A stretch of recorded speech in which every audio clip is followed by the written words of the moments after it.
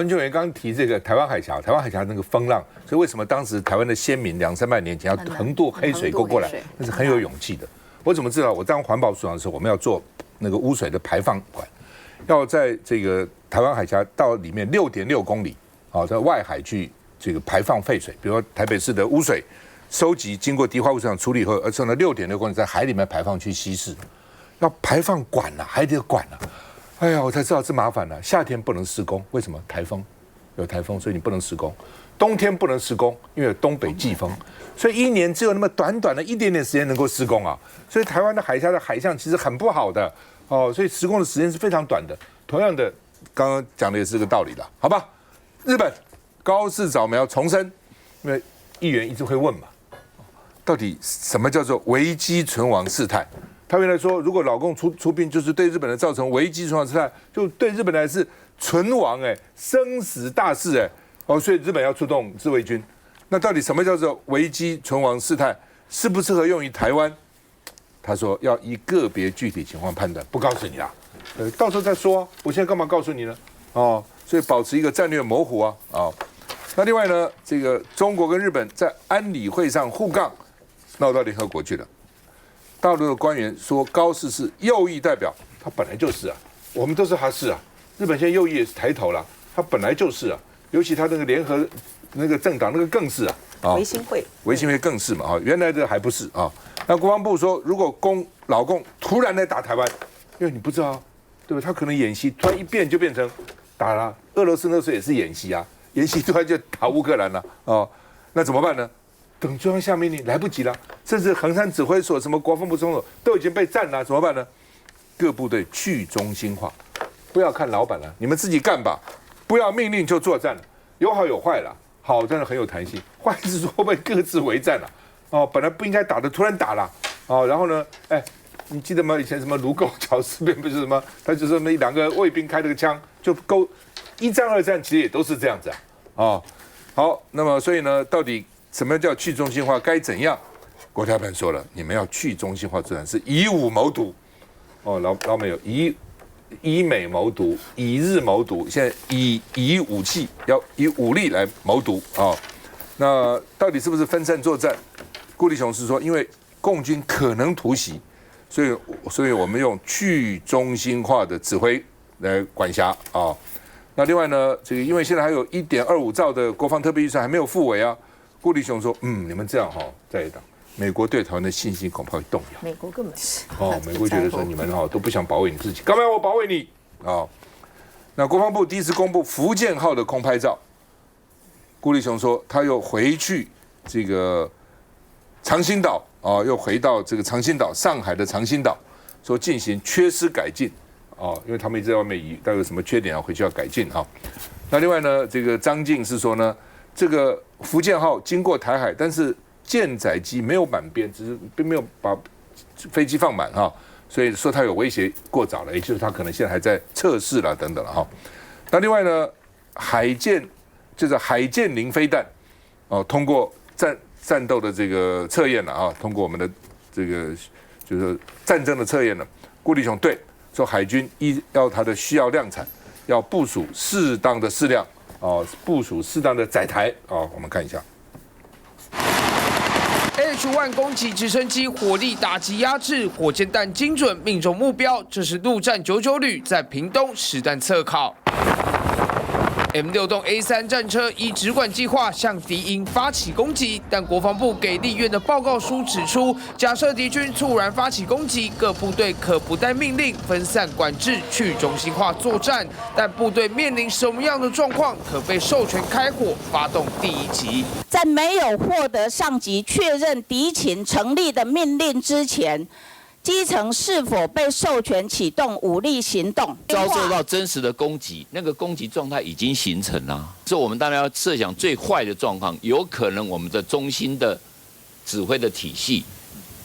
被断掉国军可以去中心化作战，指的状况是战争发生才可以。专家就怕说不清楚，两岸擦枪走火。部队你没有授权的话，其实部队遭受到攻击的时候呢，他又不知道要打或不打。我觉得这部分来讲要律定的很清楚了，不是说表现在国防报告书说就是我们要去中心化要干嘛的。说真的，基层官兵不懂了。国防部17号也首次公布福建号16号经过台海的监控照。那我们发布的照片也显示，上面并没有舰载机。那我们预判它是应该要回到上海的长兴岛做相关的一些缺改。要从共军威胁常态提防随时攻击，国军去中心化，要确保不会失控，考验尺度拿捏。梁慧珊。高市长，我觉得他所谓的这个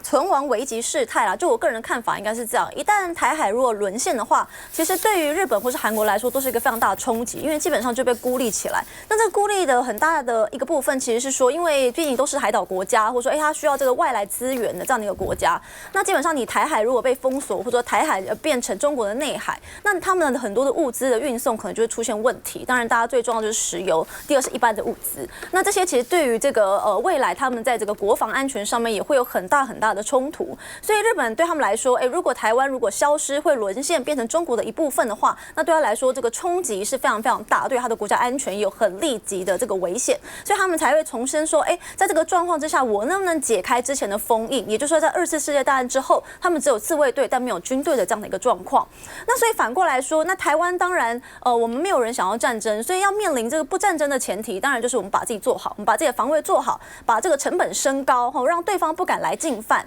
其实这个中国他自己也常在做这个事情。中国担心美国的威胁，所以他不断在使用这种不对称的战争的这种方式，不断趁着这个作战的武力的方式去增加，他让美国可以进来这个东海这个所谓太平洋西半部这个海域的这个位置。所以大部分在做所谓的战略上面，最重要就是如何让敌人害怕，不要轻易的出手。所以台湾最重要就是把军购买起来嘛，这是最基本的基本。那所以这就是为什么我们说这个国防预算这个特别预算1.25兆要赶快把它通过，那也就是因为通过之后，我们可以赶快来购买相关的这样的一个军事的武器。那重点是大家会说，我们都没有看到很详细的项目啊。可是这个项目因为国防很多是机密嘛，那基本上就只有国防的委员可以看得到。那你在国防委员会里面，你一旦排入这个案子，你就可以进行审查，进行细部的了解。我相信像马委员他一定会看到很多的细节。那所以我们要做的不是把这个案子封杀在程序委员会，我们应该要让它进到立法院来进行讨论。我们不应该用这个方式直接把它挡下来。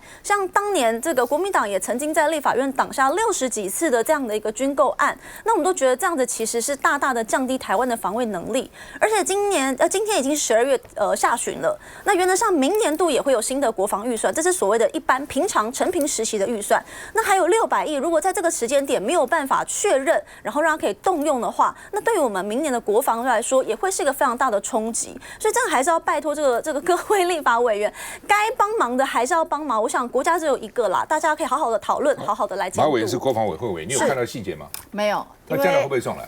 目前为止都没有送来，因为如果这么重要的话，而且它分成8年，1年照他们的算法，1年1500亿。老实说，光是今年的国防预算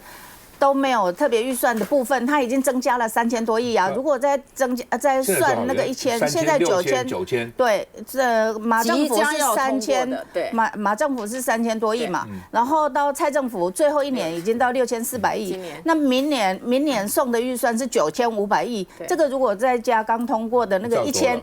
对，就已经1兆多了，而且。这样听起来会觉得说我们过去国防都没有做，不是，我们每年都有国防预算，包括这些我们的图像啊、联合的指挥体系啊、我们的资通电啊、我们的所有的国防的整备，每1年都在做，不是今年才突然编这个预算。我现在要讲的，我要强调的是，我要强调的是1.25兆。它没有任何的细项，不要说细项，连大项都没有。如果没有，如果它很重，那没有什么，那不是秘密，那没有秘密，它完全没有东西。没有完全没有东西就不叫秘密，完全没有东西不叫秘密。我要补充一个，它完全没有，完全没有。我早上才问了，完全没有，它就是一个原则，它就是这个条例。那最重要的是，我们明年有9500亿，你在增加这么多的情况之下，我刚刚讲的是不是符合我们的需求？我们不知道。如果这个是必要的，那你可以因为1年1500亿嘛，你把它分成8年，那你把它编到公开预算，让大家很清楚的知道这是什么东西啊？因为你都说台湾之盾啦。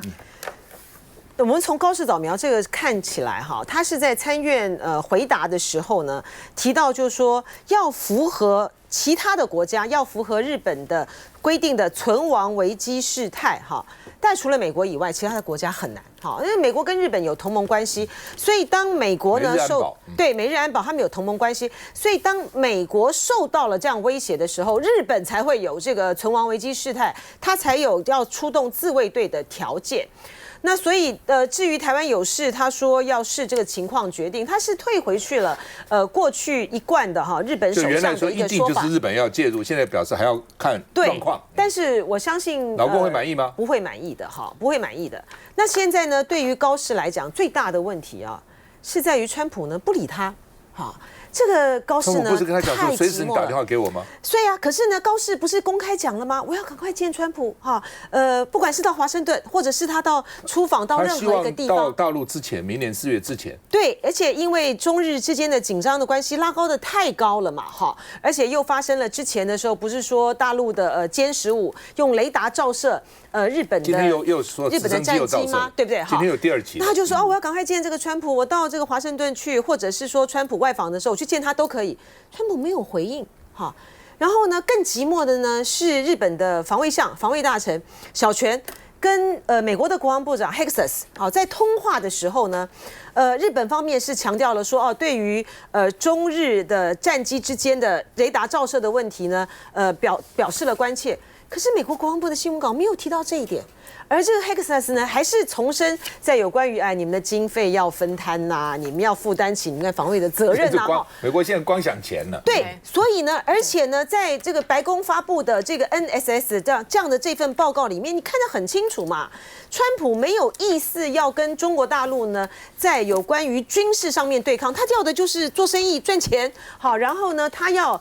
这些国家呢，就是你分摊你的这个军费，你去尽你自己的这个责任。我离得实在太远了，我只要管好我美洲的这个事情，我都管好我的后门就好了哈。所以在这样的情形之下呢，我觉得日本它现在呢就是极力的哈，希望呢不管是要去收缩哈，控制它在言论的范围之内，希望它能够回到一个大陆可以接受的状态。可是这个问题到目前为止是无解的哈。然后对于台湾来讲，赖清德呢一开始的时候那么的兴奋，哇，高市讲的这个不得了，太好了。他一方面呢大啖这个日本料理啊，一方面日本的什么核食呢，通通都可以进来了。可是你看到川普的回应这么冷淡，我觉得现在我们的政府非常的尴尬啊！你接下来到底要怎么做？要接下来下一步要怎么走？而且谈到整个的我们的国防战略的时候，我们今天不管是在讲说因应突发状况，我们要采用什么去中心化的来应对这种危急的紧急的一个情况，我觉得更务实的是要看到现在台湾跟中国大陆之间，我们两岸军力的那种悬殊啊，现在已经是拉开到一个很难防御的一个阶段了。我们或许之前的时候本来就蛮难防御的哈，但是呢，你现在我们看到大陆在上个礼拜接连的它的9天无人机，它这是无人机的航空母机耶。试飞成功，再加上彩虹7隐形，它这是察打一体的这个无人机也试飞成功了。所以当未来假设两岸之间真的是要面对了大陆要武力攻台的一个情况之下，你想想看，大陆的这个航空，它这个9天的无人机的航空母机，它载运了这么多架的对于台湾要来进行饱和攻击的时候，你现在我们要用什么的方法来去应对这样子的一个攻击？你台湾之盾，你应对得了吗？你讲说这个遇到危机事态的时候，你去中心化，能够应对我们紧急的情况吗？我们现在还在打造什么城镇战啊、乡镇战，真的哪一天这个两岸真的要打起来的话，大陆会采用这样子的攻击模式吗？不可能的嘛。我觉得现在台湾的国防因为都慢了，像无人机早就该发展了，现在慢慢你都跟在人家后面。我觉得台湾一定要想，因为你是资源有限，我在有限的资源之下，我有什么比较你想不到的，能够这个单点突破的？也许我不能全面突破，在高科技，在国防科技上要想这个，否则你跟人家跑你永远赶不上别人的啦。休息再回来。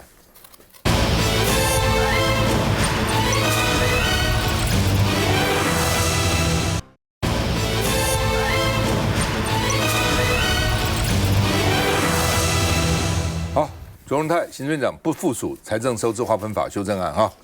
赖清德出席感恩参会的时候呢，还播影片批在野党蓝了白你们啊，活该，不附属你了，我也不公布了啊。那赖清德也骂在野党修法，陈玉珍啊说5万块以下的贪污可以免刑了啊。你看这个小恶也是恶，不以这个恶小而为之啊。那他们就拿出来说啊，30个民进党委员也曾经提案呢啊，真的，我一看赖瑞隆、陈冠廷、庄瑞雄等20个人，为了贯彻比例原则啊，然后呢，所以呢，这个很小的案件就修正了，他也是5万块以下，所以我搞了半天，国民党是抄民进党的哦，被骂那个臭头，弄了半天原始提案人是民进党啊，5万块以下哦。就是违罪了哦，违罪了，所以王宏威就讲说，啊，清洁队员送个电锅就是32块嘛，只是32块了啊。他说这个也给他判刑，所以你总是法理不外人情嘛，你总是还有一些弹性嘛，否则检察官、法官也没办法，法律规定就是这样啊，1块也得就这样罚哦，所以再怎么减，还是有刑啊哦，所以就说要有什么弹性了哦。我真的认为哈，今天你看有差不多200-300，甚至说有400个这个什么立委啊、议员都牵涉到这个助理费去，他这是有问题的。我再讲一次，我当议员的时候，议长是淡江的这个董事长张建邦，他们就跟我讲说，这个我们在学校教书哈，你们怎么教？我们也都教过哈。如果这一班里面哈，1个人、2个人作弊，当然抓；叫全班都来作弊，老师要检讨，我怎么搞了半天，搞得全班都作弊呢？你只要检讨自己，还抓什么？全班都抓去记过啊，都0分了哦。所以一样的，就讲这么多的民意代表，我就想说，一定有什么问题的，对不对？这种还是要分的。这个钱，我到底是把它用在公用，还是放到私人口袋？放到私人口袋绝对不行的。但如果它只是公用哦，比如说这个钱助理费，因为现在服务处甚至很多时候什么里长办活动啊，什么要叫你送摸彩品等等。议员、立委如果不贪污，他是没多少钱薪水啊，选起来花那么多钱。如果说反正这一拖在这个水库里面我就支用了，都是为了公用，这些把它关起来，取消议员资格、立委资格，我觉得好像也过头了。好吧，反正呢就是说至少清洁队员送电锅都不放过，这不行的哦。所以呢，黄阳明说呢，超过30个民进党委员也曾经提案了5万块以下不要罚哦。所以呢，这个。民进党骂说贪污5万免刑是在野独裁，那电锅案呢？哦，那民进党的提案呢？我们看一下。晚间出席感恩参会，总统心心念念的还是财划法跟蓝白年改。我干脆就不要继续再致辞了，我来播一支影片，大家觉得怎么样吗？好不好？那这支影片主要是昨天卓荣泰院长根据宪法第37条决定，立法院通过的。财划法不予附属，我个人支持。总统话不多说，前一天录的影片再次播放，要让全民知道国家现况。这是对民主的侵蚀，更是将台湾推向立法滥权、在野独裁的悬崖边缘。在全民厌恶贪污、期待廉政的同时，在野党正推动修法，除了让5万元以下的贪污免除刑责。也将贪污助理费的犯罪行为除罪化。不止总统，卓院长也火力全开。我们再给立法院一个掌声。明年度的中央政府总预算已经剩不到半个月的时间，整部3兆0350亿的预算还停留在立法院里面，1页都没有翻开来看过。如今总预算将在立院继续朝野协商，但眼下这朝野僵局，恐怕谈到预算又将掀起惊涛骇浪。来真，对啊，你刚刚所提到的说5元以下就是贪污5万，对5万以下这个贪污治罪条例第12条，大家可以看一下嘛，这个条文写得很清楚嘛，2个。这立法院的话都是说在5万元以下，蓝绿版本差不多就是。对，那你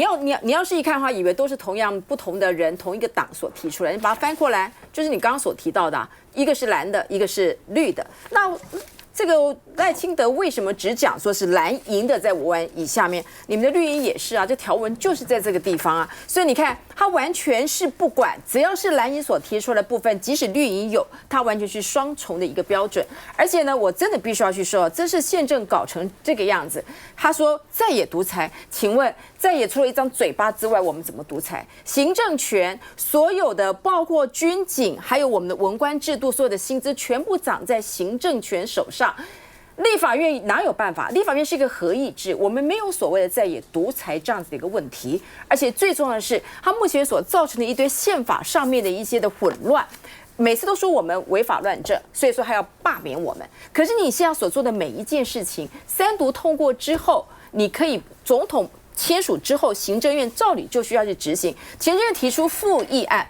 我们把它否决之后，他必须要执行。现在呢，总统跟行政院长，过去我们就希望透过2院能够来制衡总统的权力。现在总统跟行政院拥有最大权力的人，完全是不把在野党当做一回事，完全不要说谁是在尊重宪法。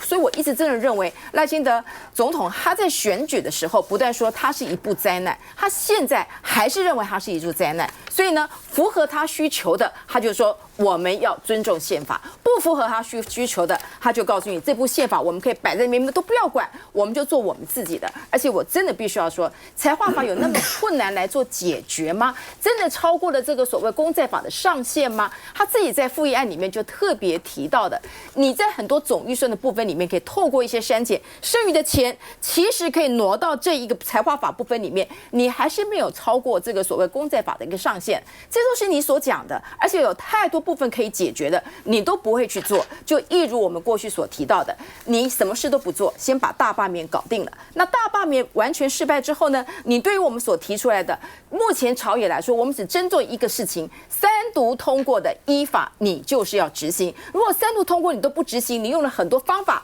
不附属，然后呢复议完被反对完之后，连总统都不去做签署的话，那请问立法院摆在这个地方干什么？3读通过你都可以不执行的话，未来这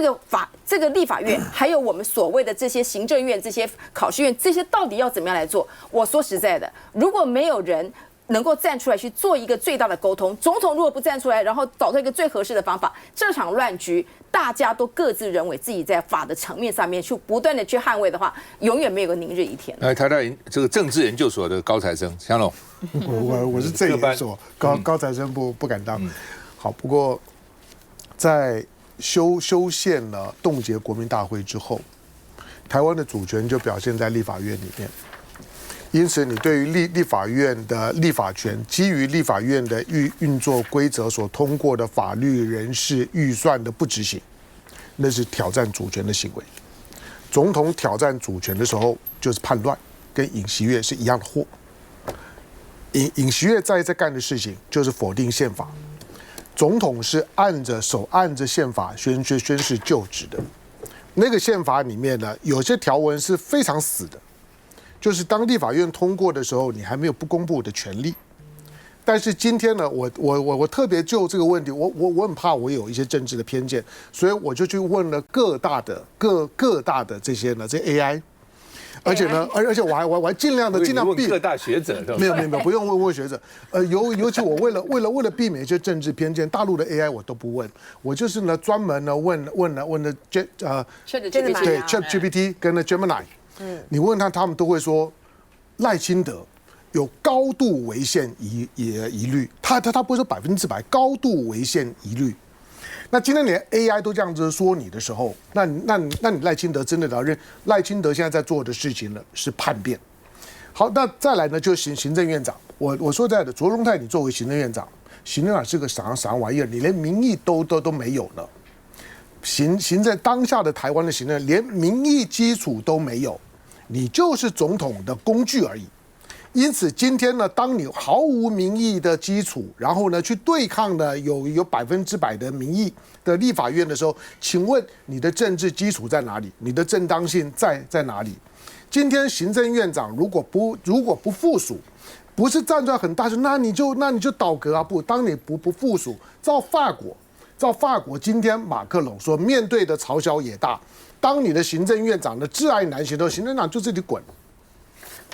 你看他已经换掉了几个总理，已经呢前后竟然是第7个了。如果第2任期已经换5个了，总统台上来到现在为止，当你的组织的所有的人事法律预算在立法院都不过的时候，你竟然还在当行政院长，除了后面呢跟你的组织呢沆瀣一气的脸皮够厚之外，请问你有任何的政治的正当性吗？